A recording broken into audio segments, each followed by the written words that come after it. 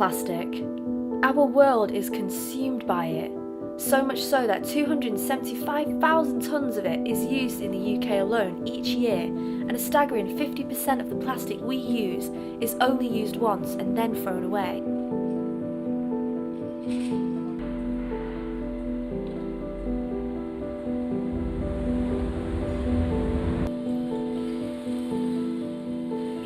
But what about recycling? Unfortunately, around 60% of general waste found today could have been recycled. The statistics are worrying.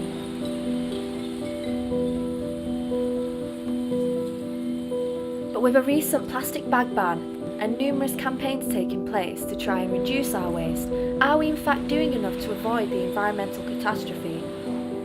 Or do we continue to add fuel to the fire? The UK produces 31 million tonnes of waste annually. This is bad for the environment because of the birds and marine animals that eat the plastic. This is something that animals have been faced with ever since our wasteful ways.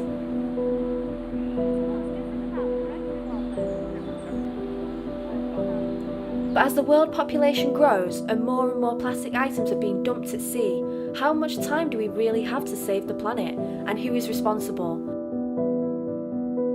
One thing is true. Time is running out.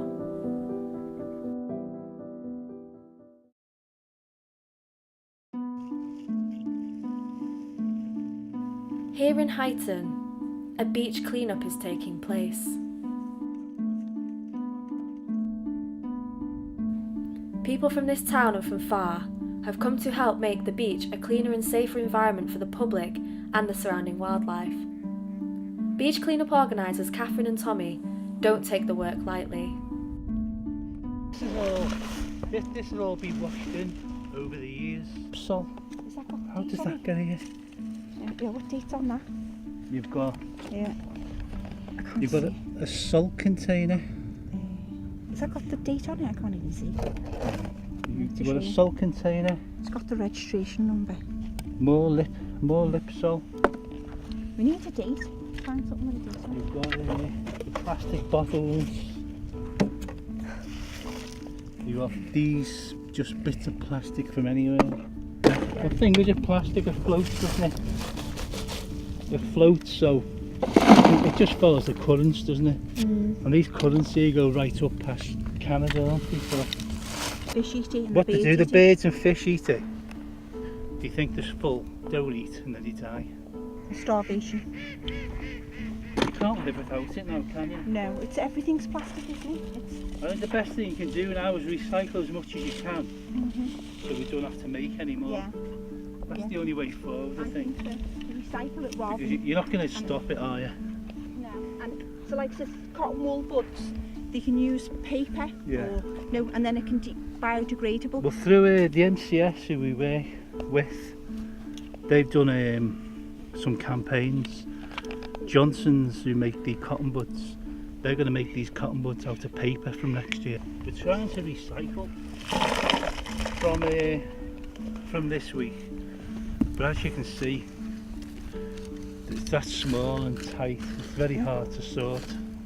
Yeah. So the main thing today is just to get it off the beach, really. Yeah. Have you guys heard about the zero waste movement? Zero waste movement. It's people who they don't buy any plastic whatsoever. Yeah.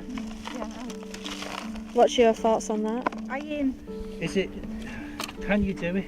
Yeah. Because when you look on a packet of shower gel with the stones, is it plastic or is it stones? And they're not putting it, they're putting it in terms of, like the average person is not like a scientist and we don't know what it means. So when you're buying a shower gel and with stones in, is it stones or is it tiny plastic? So once you're having your shower, going into the water, going into the ecosystem and coming back out on the beach. What they done, we went through the how we're saving the planet and everything. And then when we got to the actual recycling, they were telling us they can only use certain types of plastic because they're only cost effective. There's a brilliant saying if you think money is more important than the environment, try counting it while you're holding your breath. I don't know where I read it, but I thought that's one of the best. Yeah. I mean, when the auction's When gone, the auction's gone, all your money really won't do you any good then.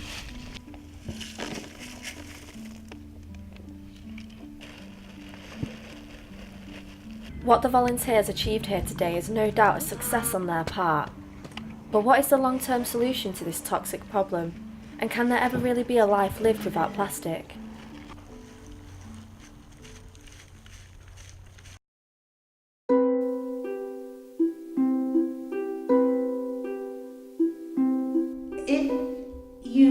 If you can split the zero waste movement into several entities, you would say, okay, part of it's about recycling, definitely. I've been recycling for a very long time. Part of it is about trying to reduce the amount of waste you create. I've been doing that for slightly less amount of time. I didn't quite realise that, you had to reduce as well as recycle.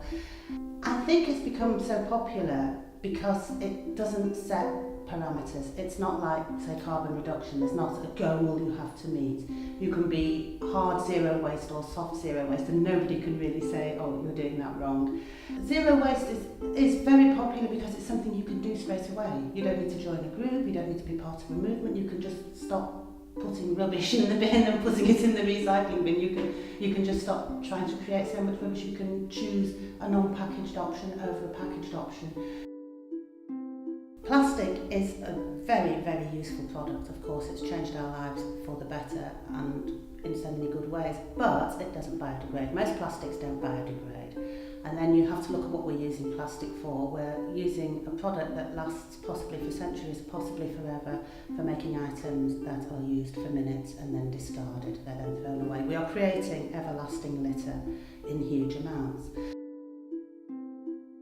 I can make anything now from suntan lotion to fake bake to toothpaste to my own clothes, as you can see.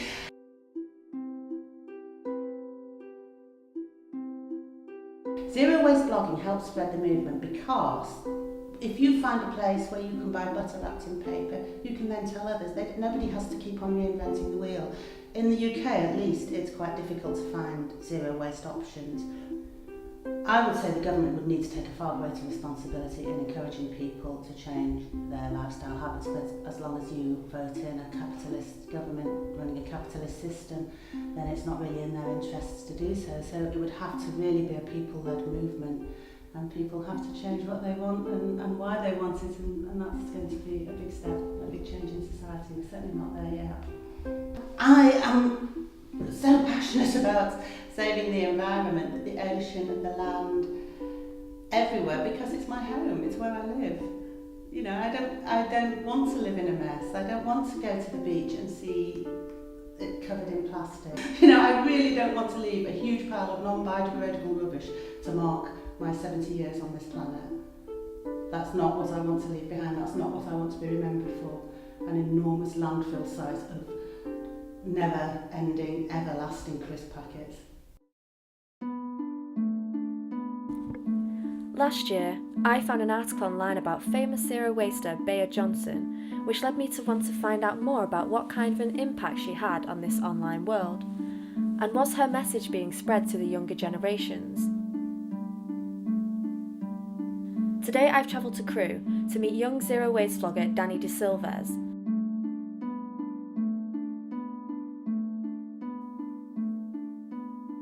The zero waste movement is a process where you're eliminating anything that's sent to landfill. So you try to recycle and reuse as much stuff as possible, and also stop buying plastic items or anything that you can't reuse in the future. I was zero waste probably this time last year and gradually did it over so many months. I first started by having a compost system, so composting all my food, getting some worms for my wormery, and just being an absolute pain to my friends and family and refusing them to bring anything in my house that was plastic. So I just started university and I was learning about marine objectives and wildlife and coral reefs, and you're kind of always aware of it. And I know last year there was the issue with the whales that were beached up around the Lincolnshire coast area, and that was like a trigger, and I was like, wow, we need to really do something about it because it's just making so much harmful effects. So before I was zero waste, I used tons of products. So there'll be hair conditioner, shampoo, shaving foam, everything you could think of, and lots of varieties of wash-up liquid. But now I've kind of narrowed it down to probably 3 or 4 items throughout the whole house. It's easier to buy lots of items on the internet because you can do research first and you can contact companies and see, does this come with plastic? How are you going to be sending it out to me? Usually if I'm buying food, I'll go to like very small grocery stores, so like Asian supermarkets, the Polish supermarkets, because they're really cheap, lots of things in bulk, and there's no plastic, and also farmers markets and things, they seem to be pretty awesome at having no plastic in them. Okay, so plastic never breaks down. It probably does after 100, 200 plus years. There's no guaranteed time frame of when something would eventually erode down. So if we're adding more plastic into the world, there's more danger that's being harmful to the wildlife. For example, jellyfish will eat like plastic bags in the ocean, turtles will consume something that they think, oh, that looks like food, when it's not. I could never go back from being zero waste now just because I feel too guilty. If someone wanted to go zero waste and had no idea where to start, the most easiest place is making a note of how you currently live. So do some research, find some, say, top bloggers, some sub-YouTubers, and see if they can offer you any advice. Obviously myself as well, I can help out with that. And make a list of what it is that you throw out. So get a diary and write down, today I threw this away. Can I exchange this for another item? Can I buy an alternative? And do a gradual process of kind of looking at identity where you're making the most waste. We have seen the problem and the solution, but who is now responsible for changing the current state of our world? Is it the Beach Clean volunteers? Is it the zero wasters or government? Or is it in fact the responsibility of us all?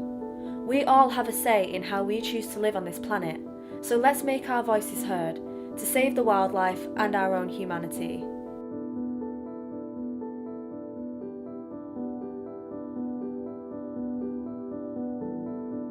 And truly stop our world from becoming a plastic planet.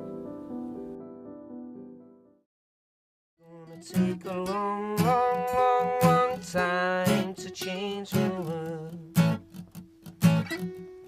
It's gonna take a long